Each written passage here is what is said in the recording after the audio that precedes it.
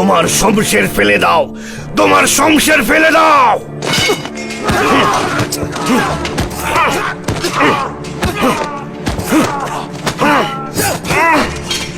আঘাত করা বন্ধ করুন মালিক, ওকে বন্দি করে ফেলুন। প্রহরী, তাকে নিয়ে যাও।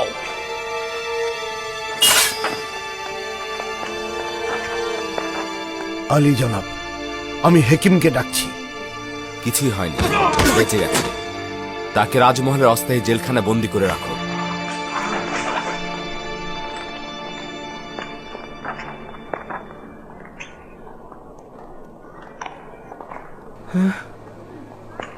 কি হয়েছে আলী জনাব?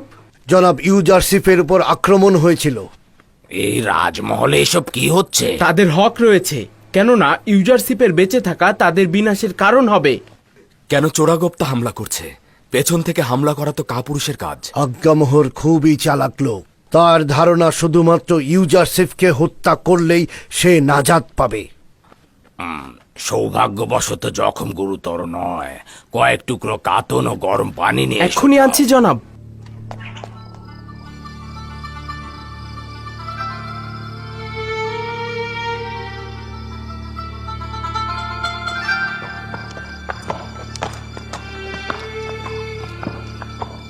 আমাদের সকল পানাহা ও সহযোগিতার মূলে রয়েছে পুরো বিশ্বজাহানের মালিক খোদা তাআলা।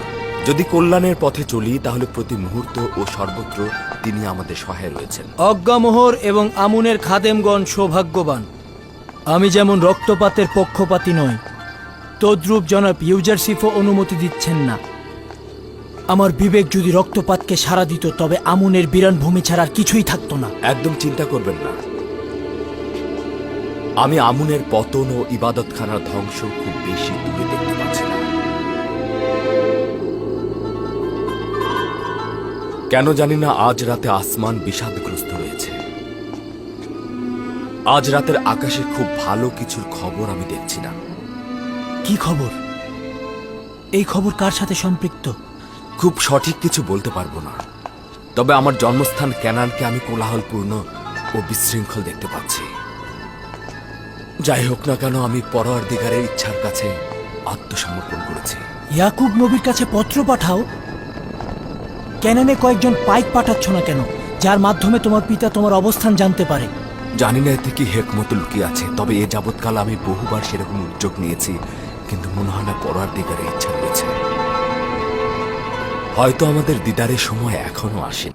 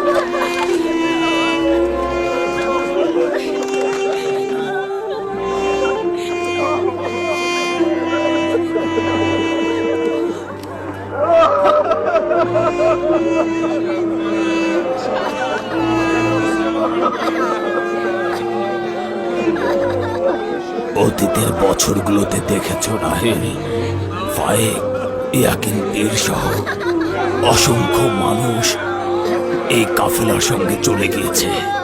গত বছর গেল জুলফা, আর আজকে বেলহে।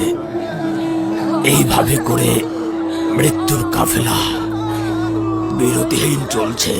আদম সত্তাগণ একের পর এক নিরুপায় হয়ে এই কাফেলার সঙ্গে যুক্ত হবে। যদিও বেলহে ও জুলফা আমার সন্তানদের মধ্যে হিংসার বীজ বপন করেছিল, কিন্তু আমি যেগুলো ভুলে গিয়েছি সেগুলো একেবারেই ভুলে গিয়েছি। আর খোদাবন্দের কাছে চাইছি তিনি যেন তাদের ক্ষমা করে দেন। আমি বেলহের মৃত্যুতে শোকাহত। আমি তাদের জন্য খোদা তাআলার কাছে ফরিয়াদ করছি। আমি তার রুহের মাগফিরাত কামনা করছি। খোদা তাআলা যেন তাদের গুনাহ মাফ করে দেন আর তাদের জান্নাতবাসী করুন।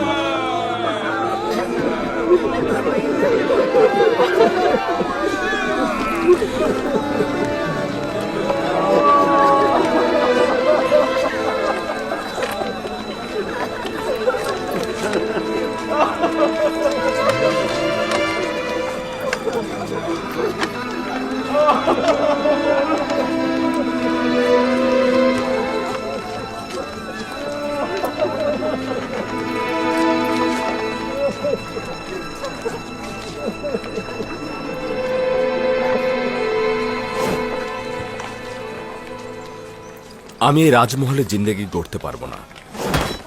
আমার জন্য খুব সাধারণ একটা বাসস্থান তৈরি করো। কেন আলী জনাব, এখানে কি সমস্যা হচ্ছে? প্রকৃতপক্ষে এই বাসস্থান তো আমার বাদশার। এতদিন বাধ্য হয়েছিলাম, এখন একটা সাধারণ বাসস্থান তৈরি করো। খুবই ভালো। যদি অনুমতি করেন তো ইরানুস ও মেনিসাবুকে নিয়ে উপযুক্ত বাসস্থান খুঁজব। আজ এখনই পাইক নিয়ে মিশরের সর্বত্র ছড়িয়ে পড়ুন। মিশরের সমস্ত প্রশাসককে আমার পক্ষ থেকে দাওয়াত করবেন। মিশরের কিছু সুদক্ষ স্থাপত্য শিল্পীকে খবর পাঠাও। যত দ্রুত সম্ভব গুদাম তৈরি করতে হবে। জি আলী জনাব। জি আলী জনাব, চলো।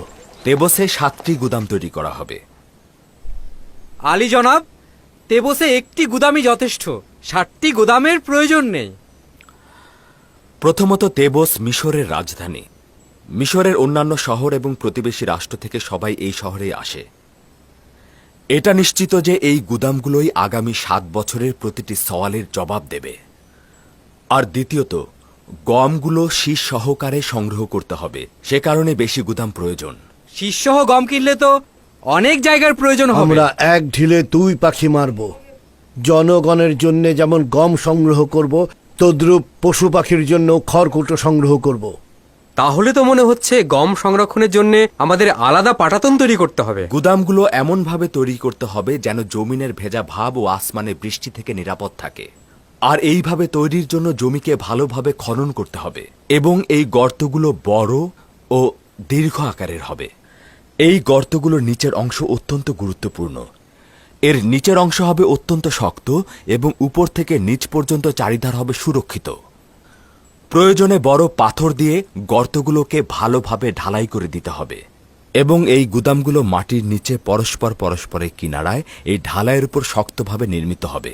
বৃষ্টির থেকে বাঁচানোর জন্য গুদামের ছাদগুলোকে পরিপূর্ণভাবে ঢেকে দিতে হবে। না, একেবারে ঢেকে দিলে হবে না। ছাদগুলোকে আলগা রাখতে হবে, প্রয়োজনে যেন রোদের তাপ পায়। এবং প্রতিটি গুদামের উপরে একটি করে ছাদ নির্মাণ করতে হবে, যার সাহায্যে গমগুলোকে গুদামে ঢেলে দেওয়া যাবে। আলী জনাব, আমার মনে হয় এটা খুবই ভালো সিদ্ধান্ত। এতে গমগুলো ভালো থাকবে। প্রতিটি গোদামে 7টি করে স্তর থাকবে, যাতে প্রতি বছর আমরা গম সংগ্রহ করতে পারি। আলী জনাব, আমাদের গোদামগুলো তো আলাদা আলাদা তৈরি করলেই হয়। না, তাহলে রক্ষণাবেক্ষণ সহজ হবে না, আর এতে প্রহরীও বেশি লাগবে।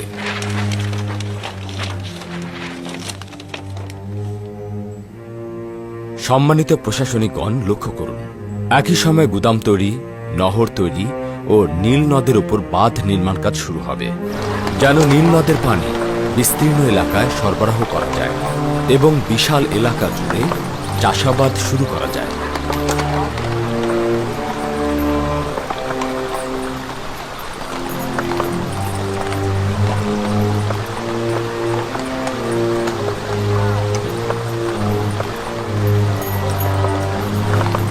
আপনারা এমন কাউকে প্রতিনিধি নির্বাচন করবেন যাতে অল্প সময়ে সূক্ষ্মভাবে কাজটা সম্পাদন করতে পারে।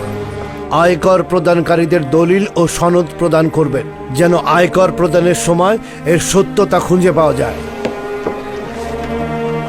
এবং এই প্রতিনিধিরাই আয়ের 1/5 ভাগ কৃষক ও শ্রমিকের কাছ থেকে সংগ্রহ করবে এবং তাদের দলিল ও সনদ প্রদান করবে। এবং এই সনদ দেখেই দুর্ভিক্ষের সময় তাদেরকে গম বরাদ্দ করা হবে।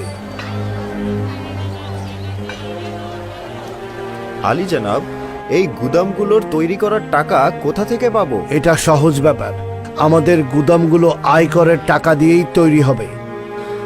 যদি কোনো সওয়াল থাকে তাহলে আমি শুনবো, আর যদি না থাকে তাহলে আজকের মতো এখানে শেষ করছি।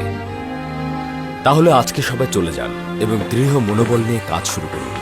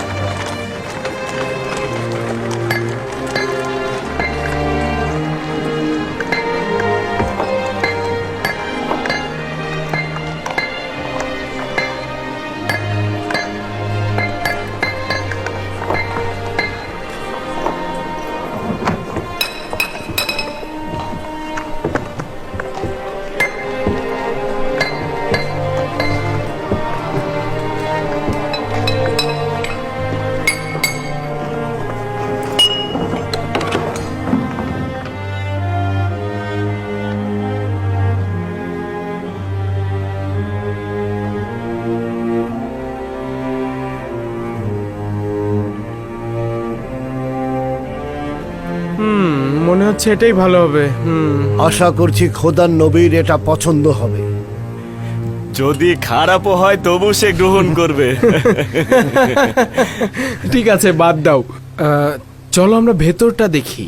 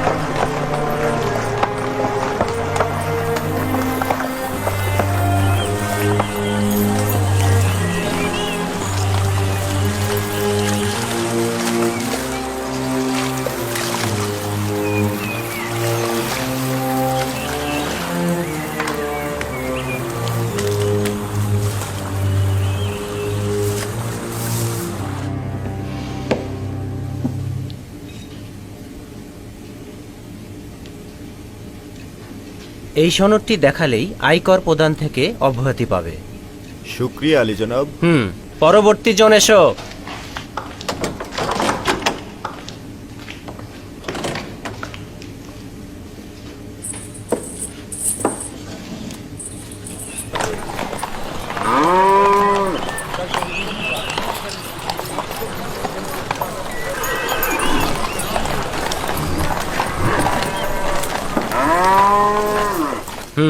এই আয়কর 3 বছরের। এই সনদের ভিত্তিতে তুমি পরবর্তী 6 বছর আয়কর প্রদানে মাপ থাকবে। পরবর্তী জন এসো।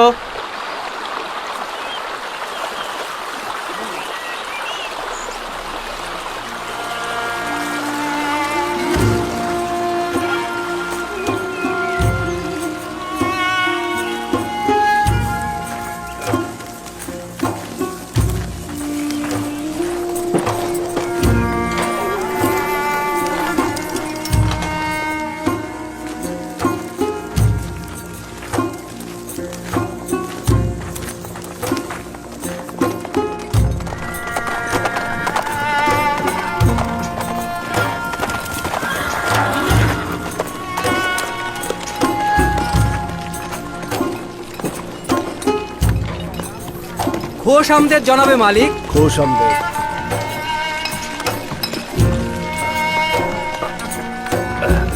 এই সাবধানে সাবধানে, সাবধানে দেখো। গুদামগুলো এমনভাবে তৈরি করতে হবে যেন জমিনের ভেজা ভাব ও আসমানের বৃষ্টি থেকে নিরাপদ থাকে। আর এইভাবে তৈরির জন্য জমিকে ভালোভাবে খনন করতে হবে। এর নিচের অংশ হবে অত্যন্ত শক্ত এবং উপর থেকে নিচ পর্যন্ত চারিধার হবে সুরক্ষিত। প্রয়োজনে বড় পাথর দিয়ে গর্তগুলোকে ভালোভাবে ঢালাই করে দিতে হবে এবং এই গুদামগুলো মাটির নিচে পরস্পরের কিনারায় এই ঢালাইয়ের উপর শক্তভাবে নির্মিত হবে।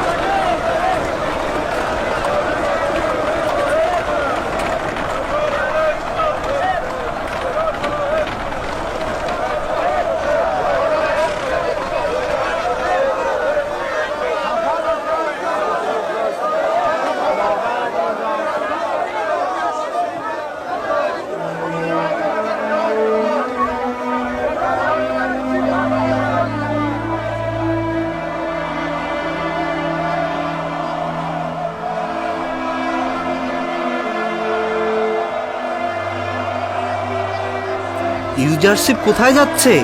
জনাব ইউজারশিপ কৃষিকাজ দেখাশোনা ও গুদাম তৈরির কাজে মেনফিস যাচ্ছে। তিনি সিদ্ধান্ত নিয়েছেন মিশরের সব শহর ঘুরে দেখবেন।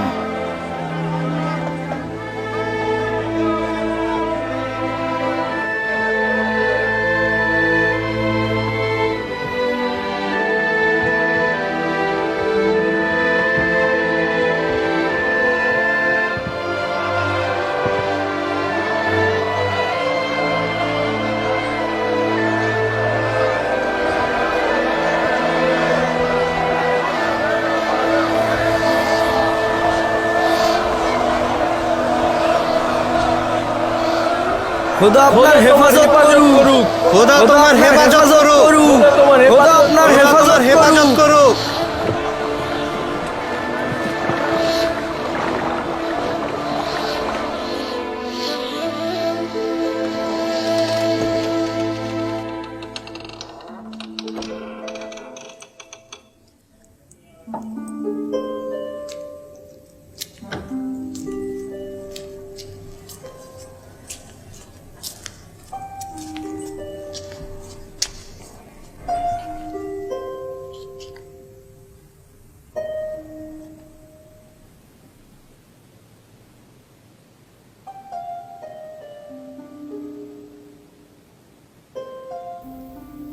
আবার কি হলো? কি ঘটেছে?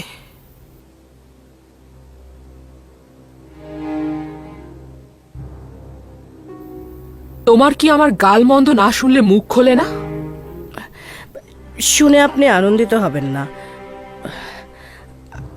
আমার মনে হচ্ছে ইউজারশিপ মেনফিস সফরে গিয়েছে।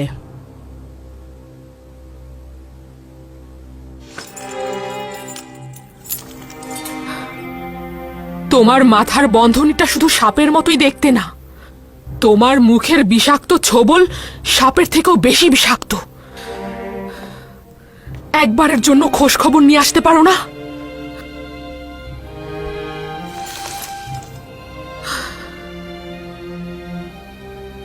কার কাছে শুনলে? তেবসের এক বাসিন্দা আমাকে বলেছে তাকে বন্দরে দেখেছে। যত দ্রুত সম্ভব যাচাই করে সঠিক খবর নিয়ে এসো। যাও।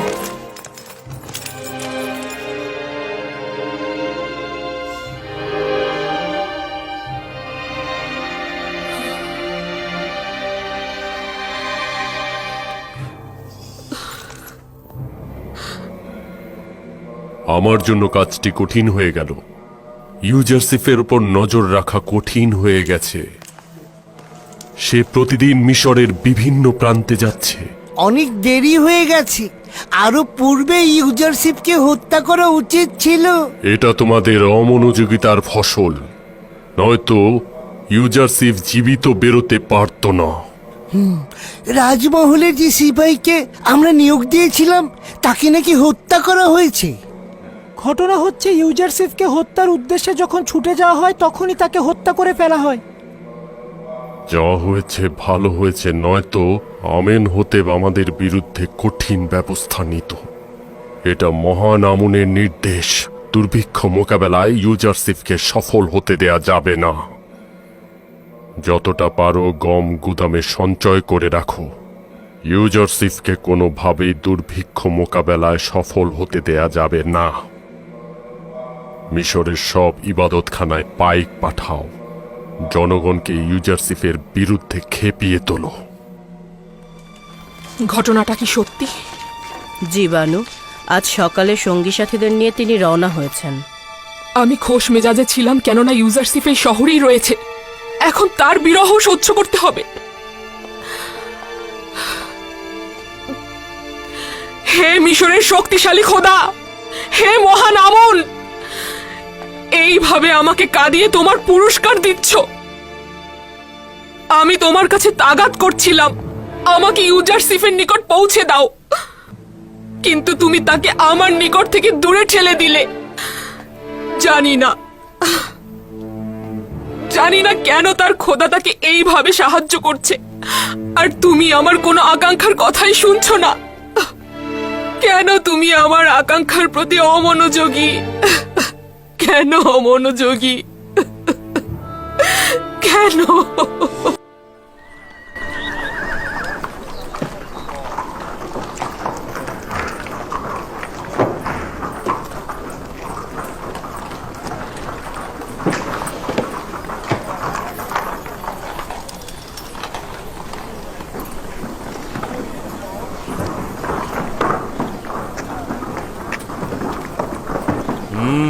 কত মা?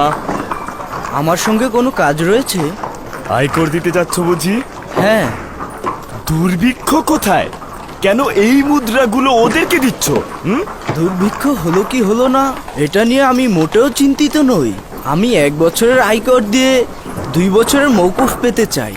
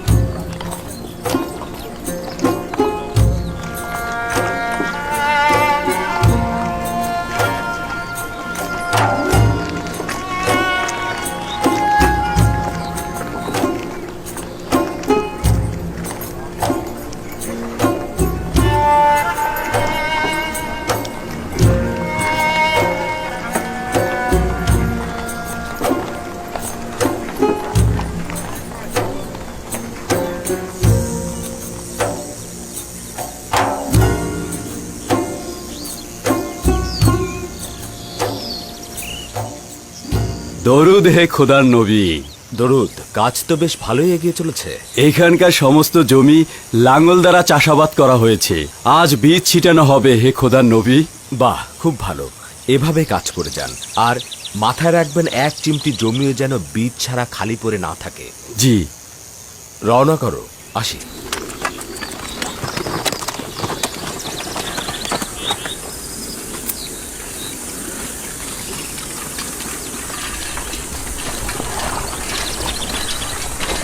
এত যে গুদাম তৈরি করছো, কত সংখ্যক গম সঞ্চয় করবে?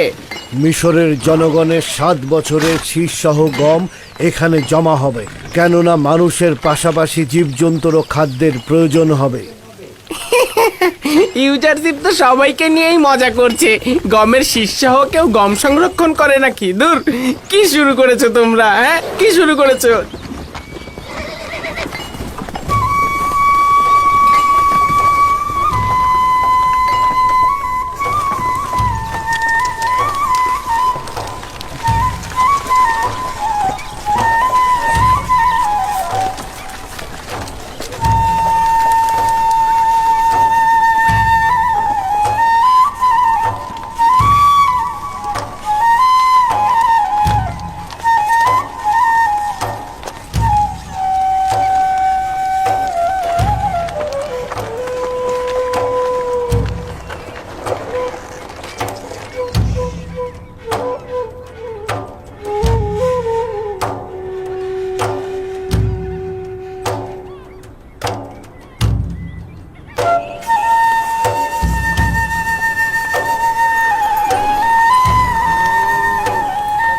তাড়াতাড়ি করো, তাড়াতাড়ি করো, বীজ বপনের সময় কম, তাড়াতাড়ি করো। আমি জানতাম ইউজারশিপের ভবিষ্যৎবাণী সত্যি হবে। আমার বিশ্বাস ছিল ইউজারশিপের খোদা আমাদের উপর রহম করবেন, এটা আমি আগেই জানতাম।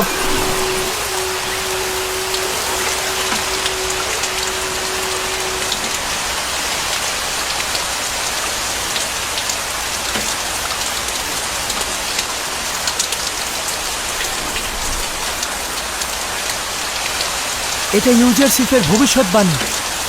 কোনো সন্দেহই ছিল না এটা বাস্তবে ঘটবে। এই বৃষ্টির অর্থই হলো 7 বছর অফুরন্ত নিয়ামক। কি আজীব তাই না? ইউজারশিপ দেখছি সব জানে।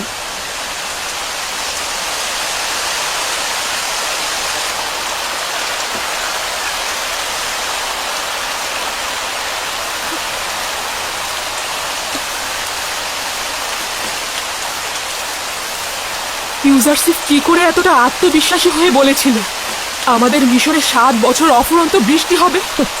বলছিল তার খোদা তাকে সবকিছুই অবগত করে। তাহলে আমাদের খোদাগণ কেন আমাদের কিছুই বলেন না? কেন তিনি কোনো ভবিষ্যৎবাণী করেন না?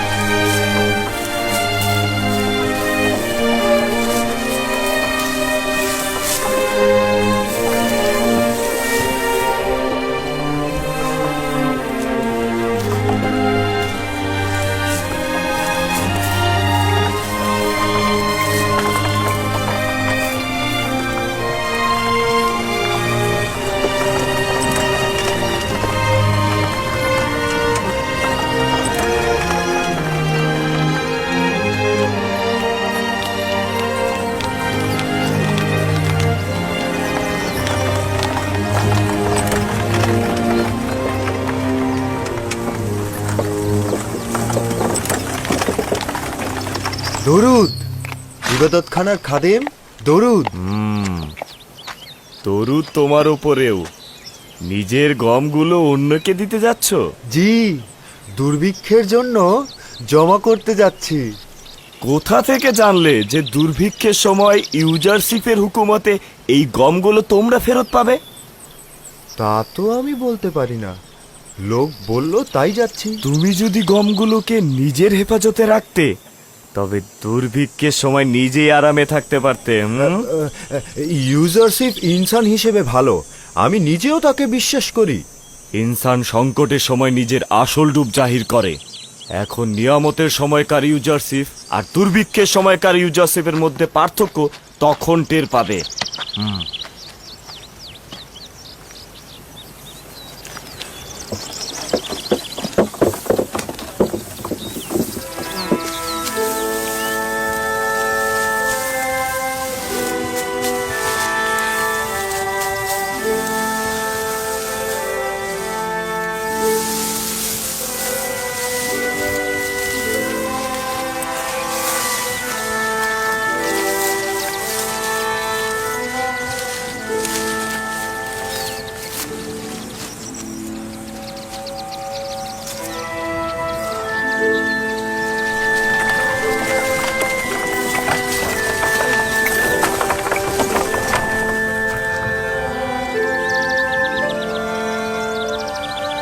আপনারা অন্য জমিগুলো ঘুরে ঘুরে দেখতে থাকুন, আমি একটু আসছি।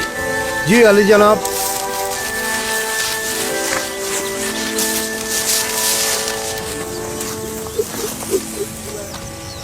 অপ্রত্যাশিত মেহমান কি চাইছেন না? খোশ আমদের, আপনি বসুন, আমরা খুশিই হব। খোদাবন্দের দরুদ আপনাদের উপর। এবছর ফসল কেমন হয়েছে? ভালো হয়েছে কি? ভালো বলতে এরকম ফসল তো আমি আমার জিন্দেগিতে দেখিনি। এমনকি আমার পূর্বপুরুষেরা এরকম ফসল কোনোদিন চিন্তাও করেনি। যতটা পরিশ্রম ও তালাশ করবেন, ফল ততটাই বেশি পাবেন। যতই ফসল কাটছে শেষ হচ্ছে না। এটা কৃষকের জন্য আশাব্যঞ্জক যে এবছর প্রচুর ফসল ফলবে। সবই আজিজে মিশরের দোয়া আর ইউজারশিপের খোদা আমাদের জমিগুলোকে উর্বর করে দিয়েছে। আমারও বিশ্বাস হচ্ছে এই সকল কাজ ইউজারসিফের খোদারি। তিনি আসলেই মেহেরবান।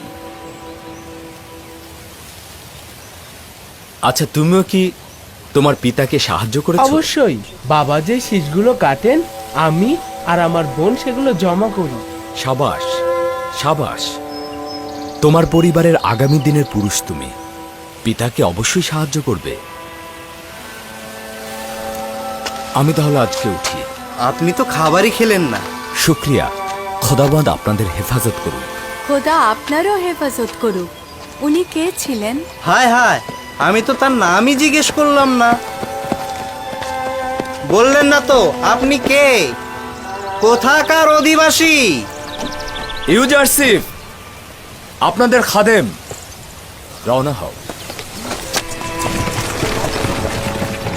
বিশ্বাসই হচ্ছে না, সে যে আমাদের ইউজারশিপ। হাই ইউজারসিফ, আজিজে মিশর, সে আমাদের সঙ্গে বসে খাবার খেলো। হ্যাঁ,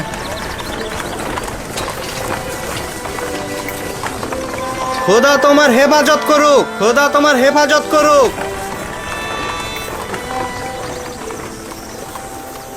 কি সুন্দর দেখতে, তাই না?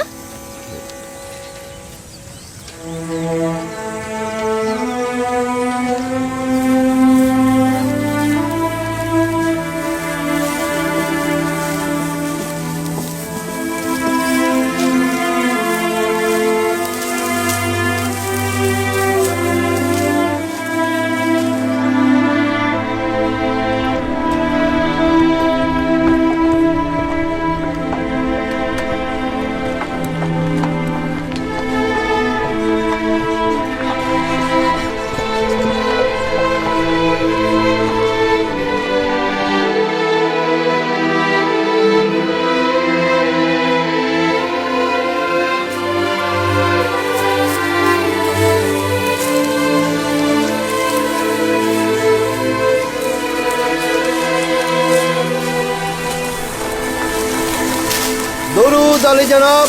এই জমিগুলোর ফসল কাটা শুরু হয়েছে। এদিকটার কাটা শেষ, আজ ওদিকটায় চলছে। খুব ভালো। একটি শীষও যেন বাকি না থাকে। সব শীষ কেটে দিল, ঠিক আছে? জি জনাব। খোদাবন্দ তোমার সাহায্য। দরুদ আপনার উপর। রওনা হও।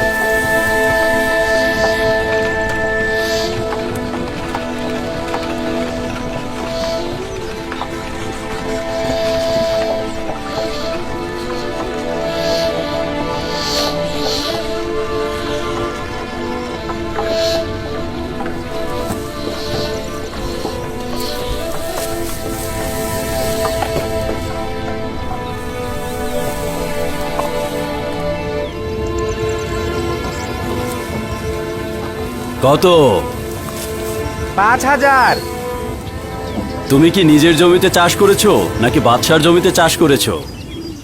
বাদশার জমিতে। দরুদ জনাব। রাষ্ট্রীয় গুদামে গম হস্তান্তর কতখানি সাড়া ফেলেছে?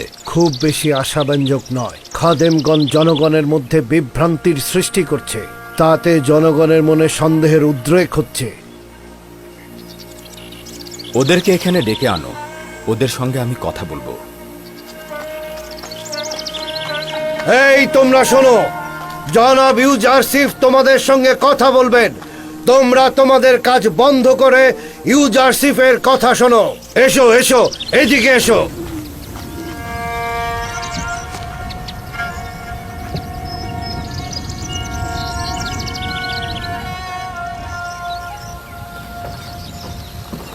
আমি এখানে এসে জানলাম খাদেমরা চেষ্টা করছে জনগণ যেন রাষ্ট্রীয় গুদামে গম জমা না করে।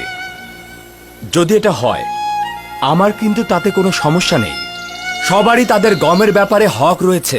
চাইলে আপনারা নিজেদের গম নিজেদের কাছে জমা রাখতে পারেন।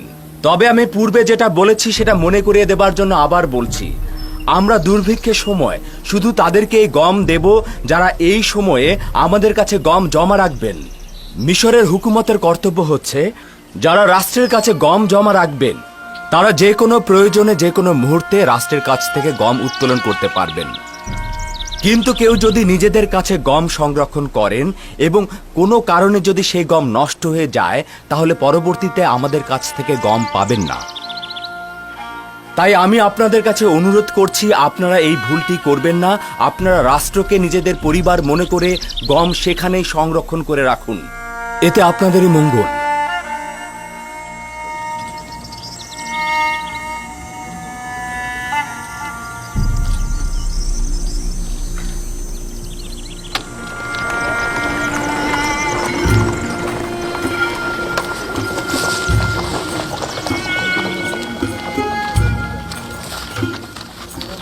আমাদের গমগুলো এখানে জমা আছে বলে স্বস্তি অনুভব করছি। আমি ইউজারশিপকে চোখের চাইতেও বেশি বিশ্বাস করি।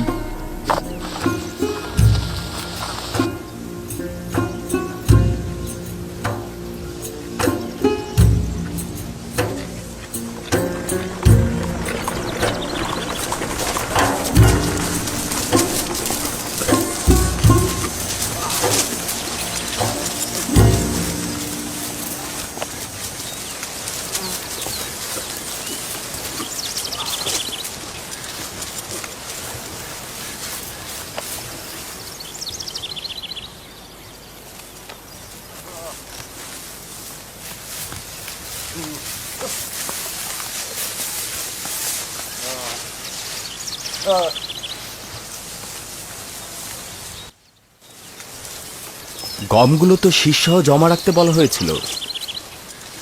তোমরা কি করছো? শীষ থেকে গম আলাদা করছি, সচরাচর যা করতাম। অতীতের সঙ্গে বর্তমানে অনেক পার্থক্য রয়েছে। সামনে দুর্ভিক্ষ আসছে। আমি এগুলো বিশ্বাস করি না। এগুলো সবই ওই ইউজারশিপের কথা। কোনো দুর্ভিক্ষ নেই। আর যদি দুর্ভিক্ষ হয়? আমি জানি তো দুর্ভিক্ষ হবে না। কেন হবে? আচ্ছা, ধরে নিলাম যে দুর্ভিক্ষ হলো, কিন্তু তোমরা গম জমা রাখুনি, তখন কি হবে?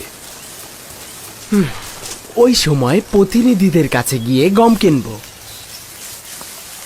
কিন্তু আমি যতটুকু জানি তা হলো তখন কোনো প্রতিনিধি থাকবে না যাদের কাছে গিয়ে তোমরা গম কিনতে পারবে, কারণ প্রত্যেকেই তাদের গম রাষ্ট্রীয় কোষাগারে জমা রেখে দেবে। যখন দেখব দুর্ভিক্ষ আসার সময় হয়েছে, তখন আমরাও সঞ্চয় করব। দুর্ভিক্ষ যদি একবার শুরু হয়ে যায়, তখন খাবে নাকি সংরক্ষণ করবে? সঞ্চয় হলো সেটাই যা পূর্ব থেকে জমানো হয়। কিন্তু আসমান যদি কৃপণ হয়ে যায়, তাহলে জমিনে আর বৃষ্টি বর্ষণ হবে না এবং গমের শীষগুলো আর সবুজ হবে না। আপনি তো খুব আত্মবিশ্বাসের সঙ্গে কথা বললেন। আপনি কি এই জমিনের খোদার প্রতিনিধি নাকি? নাকি আপনি ভবিষ্যৎ থেকে এসেছেন, সবকিছু আগেই বলছেন? ঠিক তাই, আমি জমিনের বুকে খোদার প্রেরিত প্রতিনিধি। মিশরের দুর্ভিক্ষ কেয়ামত সমতুল্য ভয়ঙ্কর। যদি এই 7 বছর পৃথিবীর জমিনে থাকো এবং কিছু চাষবাস করে তা জমা রাখো, তাহলে সেটা আখেরাতের দিনের মতোই দুর্ভিক্ষের দিনে সেটা কাজে লাগবে। কিন্তু যদি সঞ্চয় ও তালাশ থেকে তুমি গাফেল থাকো, তাহলে আগামীর সফরে তুমি ও তোমার পরিবার দিশেহারা হয়ে যাবে। অনাগত দুর্ভিক্ষের জন্য সঞ্চয় করো। আসি। বললে না তো তুমি কে? আমি ইউসুফ, মিশরে ইউজারশিপ।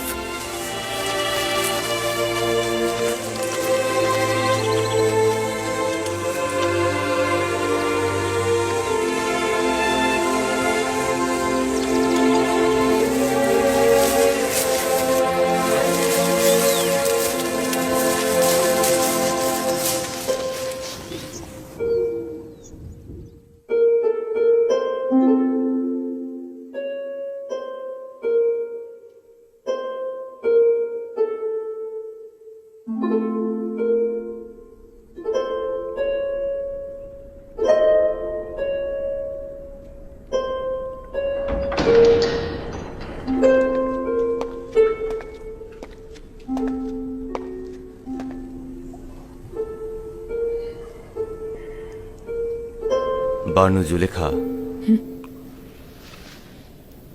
রুদামন, তুমি আমার জন্য ইউজারশিপের কোনো খবর এনেছো? এক এক দিন এক এক শহরে গুদাম তৈরি, শস্য উৎপাদন, আয়কর জমা নেওয়া এসব তত্ত্বাবধান করছে। সে দুর্ভিক্ষের বিরুদ্ধে শস্য জমা করার সংগ্রামে মশগুল রয়েছে। এই 5 বছরে সে বিবরণ পেশ এবং সলাপরামর্শের জন্য অখনাতুনের কাছে বেশ কয়েকবার এসেছিল। এবার ফিরে এলে আমাকে খবর দেবে। আমি রাজমহলের বন্ধুদের সঙ্গে কথা বলবো যেন ইউজারশিপ এলেই তারা আমাকে খবর দেয়। রাজমহলের প্রহরীদের অব্যাহতি দিতে চাইছি। রাজমহলের প্রহরীদের বেতন কিছুদিন মুলতুবি রাখা ছিল। তুমি আমাদের রাজমহলের আমিন, সুপারের কাছ থেকে নিয়ে পরিশোধ করতে পারতে। রুদামন বানুর অনুমতি ছাড়া কোনো কাজে আঞ্জাম দেবে না। রাজমহলের সকল অধিবাসীদের বেতন পরিশোধ করে দাও। পুতিফারের মৃত্যুর পর এই রাজমহলের এত হেফাজত আর এত প্রহরীর কোনো দরকার নেই। সকলকে অব্যাহতি দিয়ে দাও। খুফু ও সুপারকে এখানে ডেকে নিয়ে এসো। কিন্তু বানু, রাজমহল প্রহরী ছাড়া নিরাপদ নয়। প্রহরী না থাকলে চুরির সম্ভাবনা রয়েছে। তুমি যেহেতু আছো, আমি নিরাপদ বোধ করছি। যদিও জানি কাজটি ঠিক হবে না এবং আমার একার পক্ষে কাজটি সম্ভব নয়, কিন্তু আপনার ফরমানের প্রতি আমি অনুগত।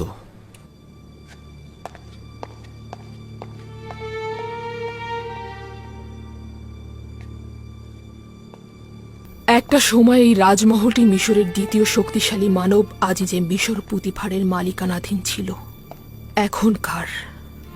এখন একজন ভঙ্গুর হৃদয় ও ভাগ্যহীনা বিধবার মালিকানাধীন, যার না আছে এই রাজমহলের প্রতি কোনরূপ আগ্রহ, না আছে এই শান শৌকতের প্রতি কোনো আকাঙ্ক্ষা। যদি আমার মনে ইউজারশিপের জন্য ভালোবাসার প্রদীপ না জ্বলত, তবে এই জিন্দিগির বন্ধন থেকে খালাস হয়ে যেতাম। অনুভব করছি আমার জিন্দিগিতে ইউজারশিপ ব্যতীত আর কিছুই অবশিষ্ট নেই।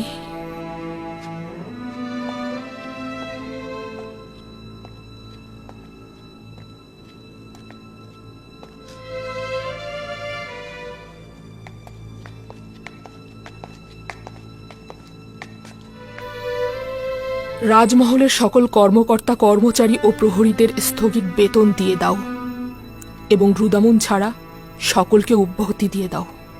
তাদের বেতন দেওয়ার আমার আর সামর্থ্য নেই। জনাব খুফু এবাদতখানার সকলকে অব্যাহতি দিয়ে দিন। তাদের ভরণ পোষণ ও খাবার দাবার সরবরাহ করা আমার পক্ষে সম্ভব না। আমুনের খাবার খাওয়া ওই সময় বন্ধ করা উচিত ছিল যখন একজন কাফের এই মহলে প্রবেশ করেছিল। আমাদের দরকার নেই তোমাদের খাবার।